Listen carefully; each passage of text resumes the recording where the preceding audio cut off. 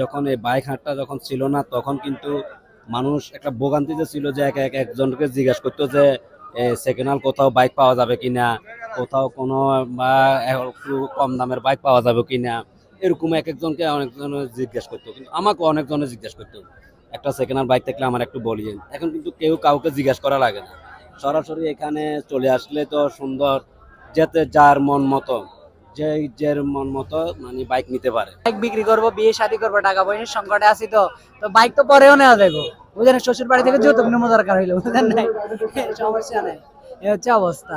তো মানে অনেক সুন্দর দেখতেছি আসলে, এরকম একটা আমাদের এখানে এত সুন্দর একটা জায়গা, বাট এত ইয়া না, এখন আমাদের সুবর্ণচরের জন্য একটা গর্ব। মানে গাড়ি কিনতে 40,500 টাকা দিয়ে, আমারই অনেকদিন পর্যন্ত একটা গাড়ির প্রয়োজন। তারপর আমি ফেসবুকে দেখি এখানে বিশাল আকারে পুরো নতুন বাইক বিক্রি হয়, দেখি আমি আজকে সকালে একবার ভোরবার 8টায় উঠে এখানে চলে আসছি।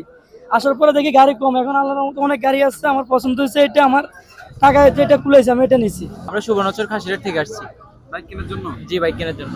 আচ্ছা, বাজেট কেমন? বাজেট এই ধরেন 80-85। আপনার কি মডেলের বা কোন কোম্পানির বাইক পছন্দ? এই ধরেন স্পেশালি লিভো এরকম আর কি।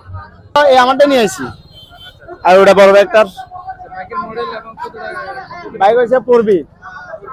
জি, দাম কত যাচ্ছে? আমি তো চাইছি 1.35। 1.35। জি, কাগজপত্র? কাগজপত্র শোরুম পাই।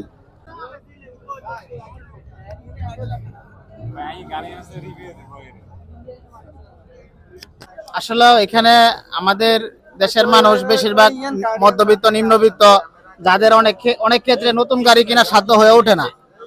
একটা নতুন গাড়ি কিনতে গেলে অনেক লাখের উপরে যাইতে হয়। তা আমাদের হাটে 20,000 থেকে শুরু করে আপনার ভালো মানের গাড়ি পাওয়া যায় 40,000, 45,000 টাকা দিয়ে। আজকে প্রচুর গাড়ি বিক্রি হয়েছে, বেশিরভাগ গাড়ি বিক্রি হয় 45, 40, 50, 55।